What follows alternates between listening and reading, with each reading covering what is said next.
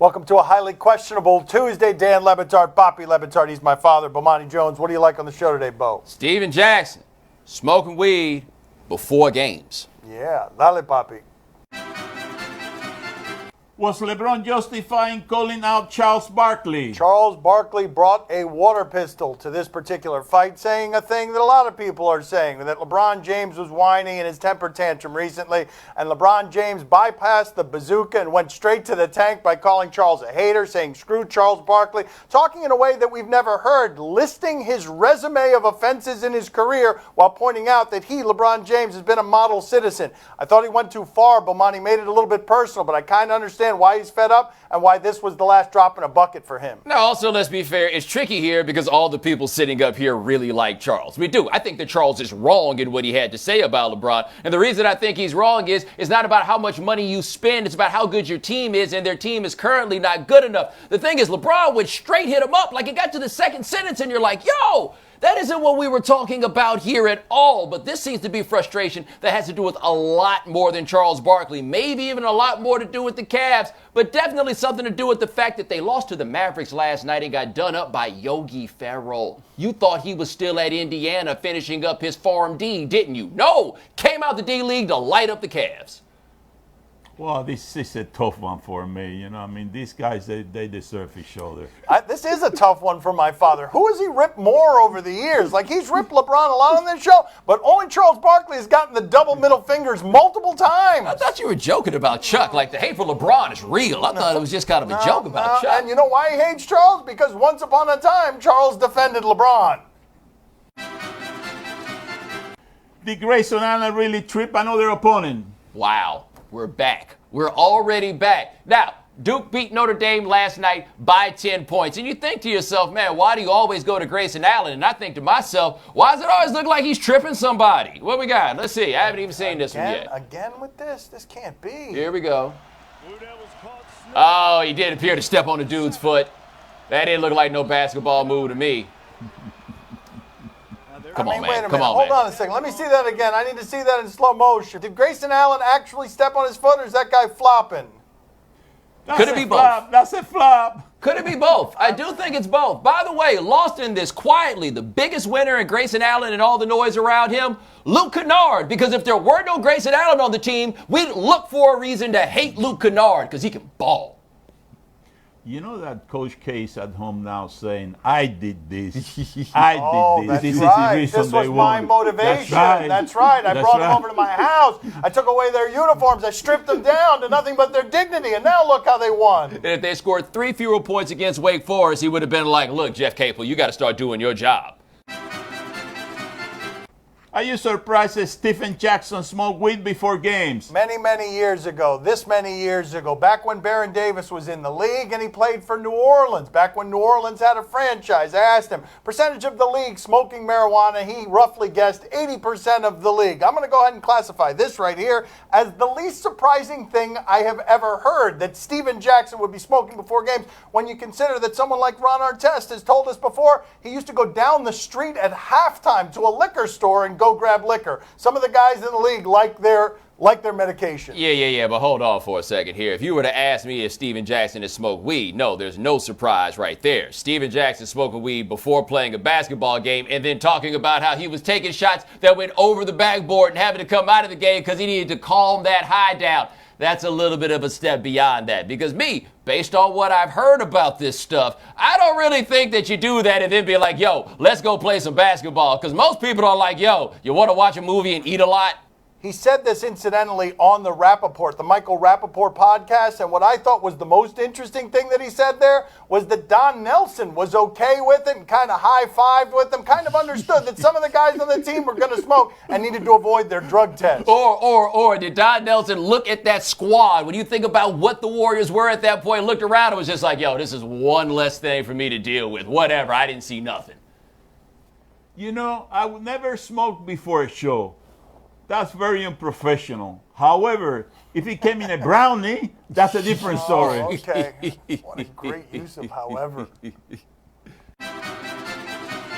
Would the Falcons have been screwed if Kyle Shanahan didn't get his backpack back? Oh, man, this is the story. The only story that emerged from this media night at the Super Bowl. Art Spander, 78 years old, reporter for a long time, wandered off with the wrong book bag. It had the Atlanta playbook in it. I suspect that if it ended up in the hands of Bill Belichick, that would have been problematic. But is there any way to actually stop the Falcons' offense? Because I feel like everyone knows what they're going to do, but with precision, it's really hard to stop what it is they do. Here's my thing on this, though. I wish we could get some footage of that moment when Kyle Shanahan realized he had the wrong backpack and was trying to get back his own backpack without admitting that he had actually lost the backpack. I was just wondering if anybody happened to see a backpack around here that had a playbook in it. I left it somewhere around here. Look, man, I need to get that backpack back right now. Otherwise, we're going to lose the Super Bowl. Right. I would love to see that video, too. You know, my source tell me that you should be looking into the relationship between the sport writer and Bill Belichick. You know? Oh, there you that's go. It. Your source. Your source. Yes, he has a damn near 80-year-old man that's a mold to steal playbooks. Art Spander, mastermind, behind the scenes, in the shadows. It'd be a pretty good hustle, though, to be honest. Like, if that's the way you're going to do it, no one would ever suspect They've him. used all the other tricks, the deflating of footballs, taping practices. Let's use an old, duttering sports writer. Don't be surprised when he's at the podium accepting the trophy, you know? Art Spander? That's right. Okay, Art Spander. You know Goodell would rather hand him the trophy than anyone else. Congratulations to Art Spander. Coming up next on my son's TV show, we talk to Kurupt. When we go in the studio, we might make 1.5, 2. Tupac came and was doing 5, 4 records. He's like, man, y'all got to step it up. And I'm like, oh, yeah. So, you know, he was a mentor, he was a teacher, and a good friend. Joining us at the beach today is Kurupt. All right, young guy, he's working on his new album, Conundrum, and he features on a new remix of Welcome to L.A. Let's talk to Kurupt. How big a change was it going from Philadelphia to Los Angeles? It was hectic, because, you know, it's just 2 different lifestyles, man. Philly was more of a, you know, it was more of a music thing. It was more hip-hop for me and all the rest of that. My mama moved me to the Suburbans and Sharon Hill, where Los Angeles was more the streets. You know, I was more involved in the streets, and, you know, it was rough. It was rough. How so? Can you explain it to us? How so? Well, you know, being fresh from Philly, I remember one time I went to go pick up my nephew from Hawthorne Intermediate, and a little boy rode up on a bike, man, told me to take my shoes off because they were blue. I said, oh, whoa, little boy, is you crazy? I mean, go on, little boy. He said, man, I go to my house and get my gun and shoot you. Now, that's a lot for me, okay? I ain't heard no stuff like that, man. I was like, oh, man, get out of here. And then I turned around, he just rode off. And then I looked at my little nephew and I said, we're going to play a game. Let's see who can get to the house first. And I just started jetting. Come on, catch that now, catch that. I'm gone. You met Snoop, right, outside of a club on Sunset. Were you respectful? You immediately challenged him, did you not? Yeah, you know, we met because I won this contest, talent contest. You know, we started battling in the parking lot. We was at the Roxy, right there by the Rainbow Room, Roxy. And Dog, you know, me and Dog battled. By the end of the battle, we became friends. Crazy, right? Is that how it happened? Like, that's how it happened. So and to this day, will he acknowledge that you won that or no? No, it was even. The Dog surprised me because I was chewing everybody up, man. They just couldn't see this Philly style, man. I was barbaric.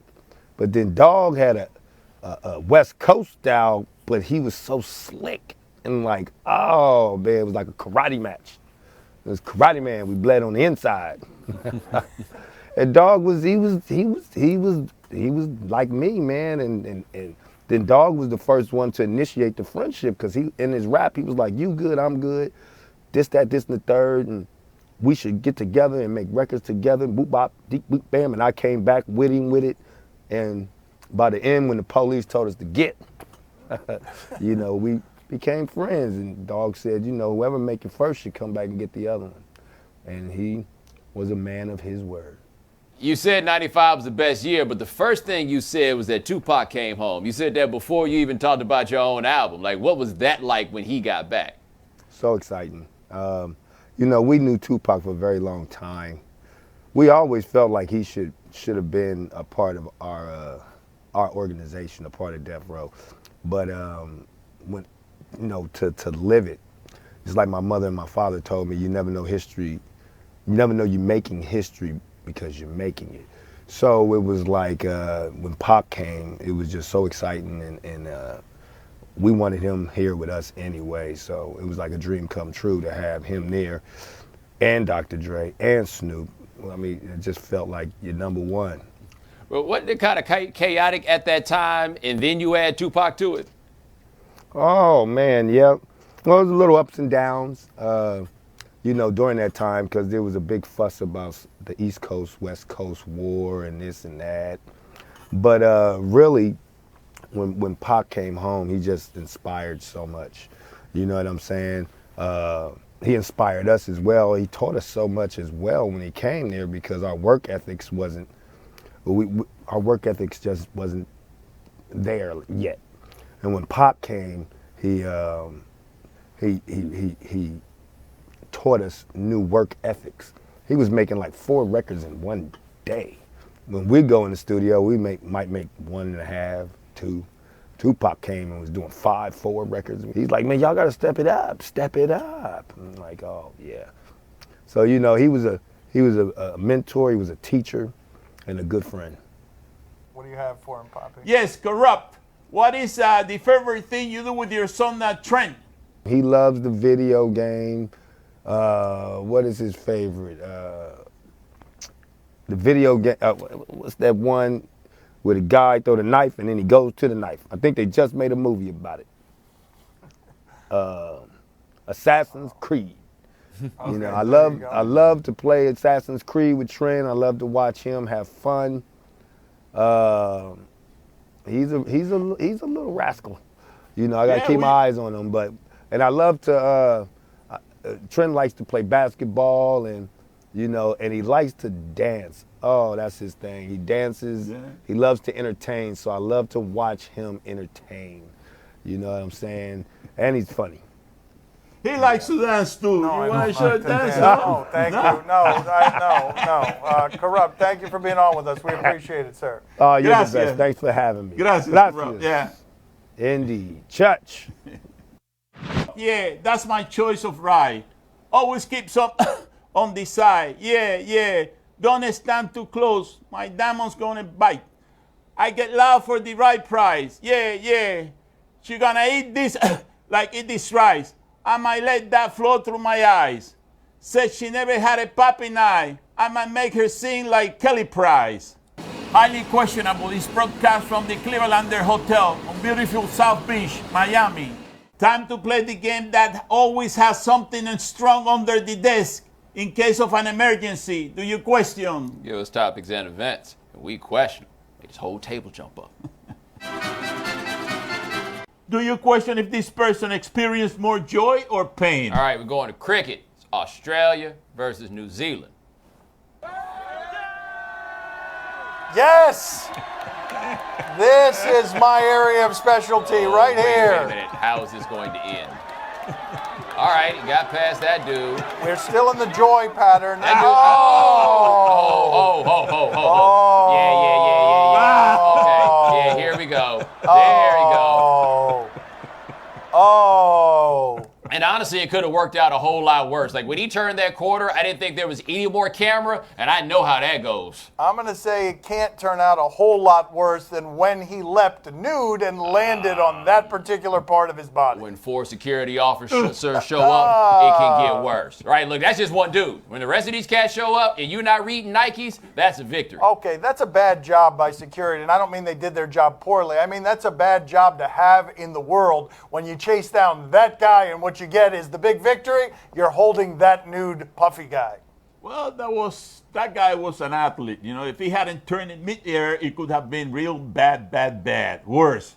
That was athleticism, my father is was. saying. Okay, yes. Man, how unpleasant is that? What, having to lay on the naked dude for $8 an hour? Yeah. Do you question Nikola Vucevic's thought process? Wow, Poppy got that name right. That's not an easy one. Stugotz on the radio calls him the Russian because he doesn't want to pronounce that name. Coincidentally, he's not Russian. We go out to Orlando, Minnesota. Overtime here. Minnesota wins the game. Oh. Woo. That's great analysis by me. Yeah, I fully question his thought process. Look, he knew he never had a chance. If you're going to step up like that, just take the damn charge, man. Yikes. Really, Bomani's so embarrassed for him that he's suggesting the taking of a charge. He's never before suggested the taking of a charge. I'm just saying, if you're going to take the approach that he took and you're going to jump like this high off the ground, you might as well just stay. Vucevic, he should know better by now. Oh, it's happened to him before? Yeah. Woo! Yeah, man. He's got to get some self-awareness about him. I didn't realize we had a montage. Are these all this year, by the way? Oh, okay. So he's learned his lesson from taking a charge. Oh, that's even worse. Like something actually in your eye? Something in his eye. Okay, don't take the charge next time. It really doesn't matter. I'll tell you what was in your eye. Bofa. Do you question if Lane Kiffin is enjoying his new job? Wait until you see this. Look at the starched new coach of the FAU Owls. Look at this charisma and enthusiasm selling his new program. Hey, Owl Nation. This is Coach Kiffin. What an exciting time. Next week is National Signing Day. As we sign some of the best players in America, we need some of the best fans in America. So please join us next week for this exciting season to come watch the Owls have a great year and a championship run, starting with you. Go Owls. So I didn't know Steven Jackson became a member of the coaching staff. Like, why is he so just, like that? They tried with the music and the camera angles, the multiple panning. They tried to do what? Sell me a timeshare? Like that license-free music they got in the background just screams out. And if you order now. This is what he meant to say. Hi, I'm Lane Kiffin. Help me. I have made a terrible decision. I used to be with a team that won titles. Now I'm somewhere in Florida where we will be lucky to win 4 games. If you see this video, please send someone to rescue me. Go Owls! Wow. Time to play the game that is ready to unveil his new and improved beach body. See? Or no? Beach is the word he used. You tell us what to watch on television tonight. We tell you if we're intrigued or not. On NBA TV, Knicks and Wizards.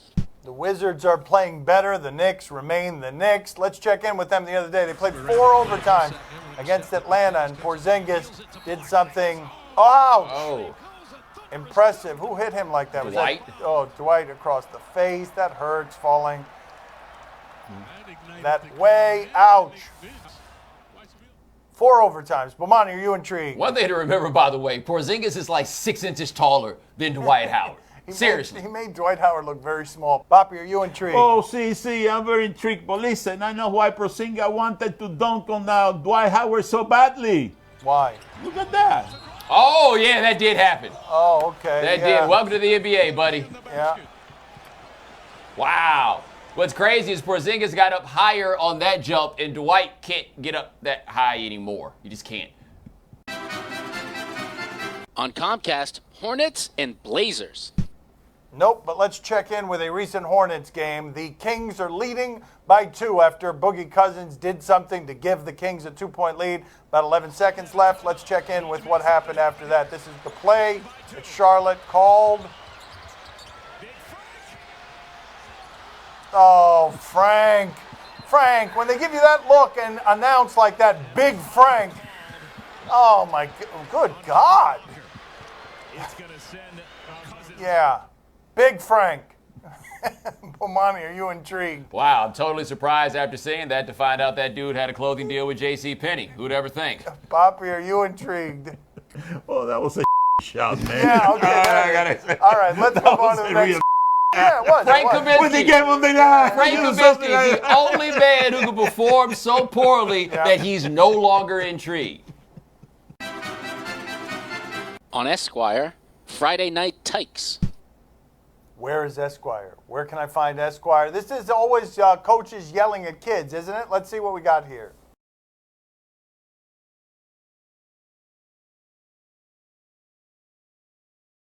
Come on, are you intrigued? 1, how old was number 25? 2, I'm pretty sure I went to like elementary school with that dude. That name is very familiar. I'm not lying. Poppy, are you intrigued? Oh, are you kidding me? See, I'm very intrigued. I'm telling you, this is where the future of football is made. You know, these kids starting to play football that young. You see that guy, Emilio? He has a great future in the future. He has a great future in the NFL. But Emilio, that's a name that you'll never forget. Emilio, all the way from Texas. I'm trying to figure out how he's intrigued by this, but you turned out like you did. That's all the time we have for today. Thank you for watching. Thankfully, he had run out of gas. We'll talk to you tomorrow. Gracias. See you mañana. I'm not quite out of gas. Oh, really? Oh, no. There we go. There you have it. Come on, man. I was trying to Google something. Come on.